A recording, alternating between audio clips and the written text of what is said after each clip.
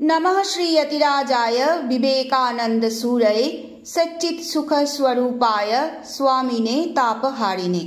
नमस्कार। दिव्यत्रयীর অপার কৃপায় ভগিনী নিবেদিতা রচিত অমর গ্রন্থ the master as I saw হিমের বঙ্গানুবাদ স্বামীজিকে যেরূপ দেখিয়াছি গ্রন্থ পাঠের 19তম পর্বে আপনাদের স্বাগত জানাই। আমরা এই গ্রন্থের চতুর্থ পরিচ্ছেদ স্বামী বিবেকানন্দ ও শ্রীরামকৃষ্ণ সংঘ পাঠে ছিলাম। পৃষ্ঠা সংখ্যা 46। সকল ধর্মের বিশেষ বিশেষ পর্বগুলি উহাদের উপযোগী বিশেষ অনুষ্ঠান সহকারে সম্পন্ন হইত। যেমন বড়দিনের সময় তাহারা মেষপালকদের মতো মাথা বাঁকানো লম্বা ছড়ি হস্তে জ্বলন্ত কাঠের গুঁড়ির চারিপার্শ্বে অর্ধশায়িত অবস্থায় অনুচ্চ স্বরে আলোচনা করিতেন।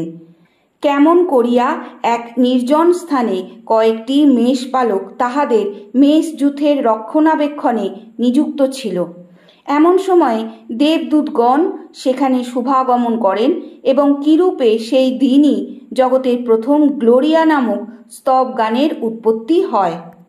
একবার গুড ফ্রাইডে উৎসব তাহারা কিরূপে সম্পন্ন করেন তাহার গল্পটি কৌতুকাবহ। ঘণ্টার পর ঘণ্টা কাটিয়া গেল এবং ক্রমে ক্রমে ওই উৎসব যাহারা পালন করেন তাহাদের যেমন উৎকট ভাবাবস্থা হয় তাহারাও সেই অবস্থা প্রাপ্ত হইলেন। আহারের কথা চিন্তা করা চলিবে না। যে কয়টি আঙুর তাহারা সংগ্রহ করিয়া রাখিয়াছিলেন তাহার রস বাহির করিয়া জলের সহিত মিশানো হইল। একই পাত্র হইতে সকলে উহা পান করিবেন, তাহার উদ্যোগ চলিতেছে। এমন সময়ে দরজায় একজন ইউরোপীয় অতিথির কণ্ঠস্বর শোনা গেল। কে আছো? খ্রিস্টের দোহাই, দরজা খোলো। এক অবর্ণনীয় আনন্দের সঙ্গে 10-15 জন ছুটিয়া গিয়া অতিথির চারিদিকে জড়ো হইলেন। সকলেই একজন খ্রিস্টানের মুখে ওই দিনের মাহাত্ম্য শ্রবণ করিতে উৎসুক, কিন্তু তিনি বললেন তিনি মুক্তি ফৌজের লোক, গুড ফ্রাইডের কথা কিছুই জানেন না। তাঁরা কেবল জেনারেল বুথের জন্মদিন পালন করে থাকেন। স্বামী সদানন্দ বলিলেন তিনি আরও কি বলেছিলেন আমার মনে নেই। কথাগুলি বলিতে বলিতে বক্তার মুখমণ্ডল ও কণ্ঠস্বর যেরূপ বিষাদপূর্ণ হইয়া গেল তাহাতে স্পষ্ট বোঝা গেল সাধুরা এই আবিষ্কারে কিরূপ হতাশা বোধ করিয়াছিলেন। বোধহয় আশা ভঙ্গের প্রথম মুহূর্তেই তাহারা আপনার এটা রাখিবার অধিকার নেই এই কথা বলিয়া পাদ্রী বেচারার হাত হইতে বাইবেলখানি কাড়িয়া লইয়া তাহাকে দূর করিয়া দেন। যাহা হোক, শোনা যায় যে তাহাদের মধ্যে একজন অন্য দরজা দিয়া চুপি চুপি তাহাকে ফিরাইয়া আনেন এবং কিছু আহার করাইয়া গোপনে তাহার জিনিসটি প্রত্যর্পণ করেন। যিনি এইসব কাহিনী বর্ণনা করিতেছিলেন তিনি উৎসাহ প্রদীপ্ত মুখে বলিতে লাগিলেন, সে সময়ে সর্বদা ব্যস্ত থাকতে হতো, এক মুহূর্ত বিশ্রাম ছিল না। বহু বাইরের লোক যাতায়াত করতেন, পণ্ডিতেরা তর্ক আলোচনা করতেন। স্বামীজি কিন্তু এক মুহূর্ত কাজ ছাড়া থাকতেন না। কখনো কখনো তিনি কিছুক্ষণের জন্য একলা থাকবার অবসর পেতেন। সেই সময় তিনি হরিবোল হরিবোল অথবা মা মা বলতে বলতে পায়চারি করতেন। এই সব উপায়ে তিনি নিজেকে তাঁর মহৎ কার্যের জন্য প্রস্তুত করছিলেন। আমি সর্বদা দূর থেকে তাঁকে লক্ষ্য করতাম এবং অবসর পেলেই বলতাম, মশাই আপনি কি খাবেন না? প্রত্যেকবারই তিনি কোনো না কোনো কৌতুকপূর্ণ উত্তর দিতেন। কখনো রন্ধনের সময় অথবা ঠাকুর পূজার সময় এইরূপ কথাবার্তা চলিত। এইসব কার্যে কোনো প্রকার পার্থক্য না করিয়া সকলেই যোগ দিতেন।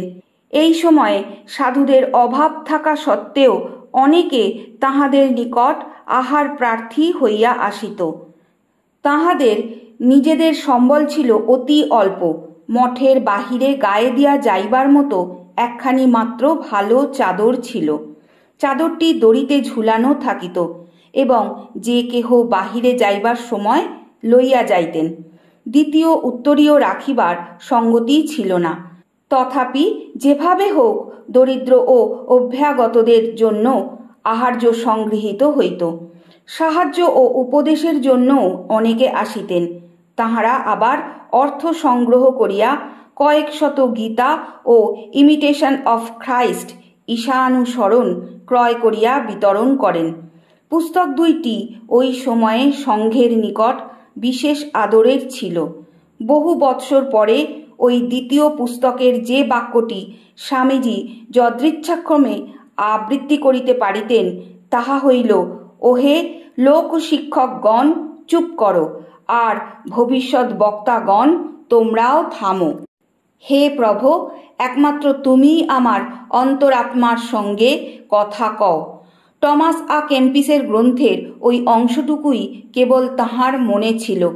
বোধহয় এই কথা বলার আর প্রয়োজন নাই যে শ্রীরামকৃষ্ণের এই হিন্দু সন্তানগণের মন হইতে ওই পুস্তকখানির প্রভাব ক্রমশ হ্রাস পাইয়া অবশেষে স্মৃতিমাত্রে পর্যবসিত হইয়াছিল এবং উহার পরিবর্তে গীতার সৌন্দর্য ও প্রভাব দিন দিন পরিস্ফুট হইয়া উঠিতেছিল।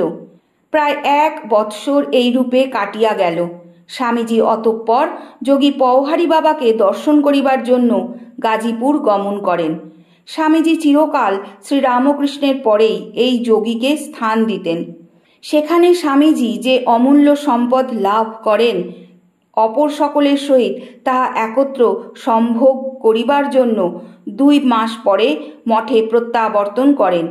সহসা সংবাদ আসিল, স্বামী যোগানন্দ নামে তাহাদের এক গুরু ভ্রাতা বসন্ত রোগে আক্রান্ত হইয়া এলাহাবাদে পড়িয়া আছেন। কয়েকজন গুরু ভ্রাতা তাহাকে সেবা করিবার জন্য ছুটিলেন। স্বামীজিও তাহাদের অনুসরণ করিলেন। আমরা পুনরায় স্বামী সদানন্দ প্রদত্ত বিবরণের অনুবর্তন করিব। এলাহাবাদে বেশ কিছুদিন ধর্মচর্চায় অতিবাহিত হয়। স্বামী যোগানন্দের পীড়া যেন উপলক্ষ মাত্র, যেন তাহার মাধ্যমে সকলকে আমন্ত্রণ জানানো হইল। সমগ্র শহরের মধ্যে বিশেষ চাঞ্চল্য দেখা গেল। সারা দিন রাত্রি ক্রমাগত ছোট ছোট দলে লোকজন যাতায়াত করিতে লাগিল। স্বামীজির মনও এই সময় সর্বদা উচ্চভাবে অবস্থান করিত। একদিন তিনি এক মুসলমান পরমহংস সাধুকে দর্শন করেন। তাঁর অঙ্গের প্রত্যেকটি রেখা বলে দিল যে ইনি একজন পরমহংস। এক পরম মুহূর্ত এ বিষয়ে সন্দেহ নাই। দিগম্বরো ওয়াপি চ সাম্বরো বা ত্বগম্বর ওয়াপি চিদম্বরস্থঃ উন্মত্তবদ্বাপি চ বালবদ্বা পিশাচবদ্বাপি চরত্যবন্যাম। অর্থাৎ আত্মবিদ পরমহংসগণ কখনো দিগম্বর, কখনো উত্তম বস্ত্রধারী, কখনো বল্কল বা চর্ম পরিহিত, আবার কখনো জ্ঞান মাত্রে আচ্ছাদিত, বালকবৎ, উন্মত্তবৎ, কখনো বা পিশাচবৎ পৃথিবীতে বিচরণ করিয়া থাকেন। শঙ্করাচার্যের বিবেক চূড়ামণি হইতে পরমহংসের এই লক্ষণগুলি আবৃত্তি করিতে করিতে শিষ্যের ভাষায় উৎসাহের সহিত তাহাদের সারা রাত্রি অতিবাহিত হইত। সম্ভবত এইরূপ নানা প্রকার ঘটনা বৈচিত্র্যের মধ্য দিয়া এক পক্ষকাল কাটে।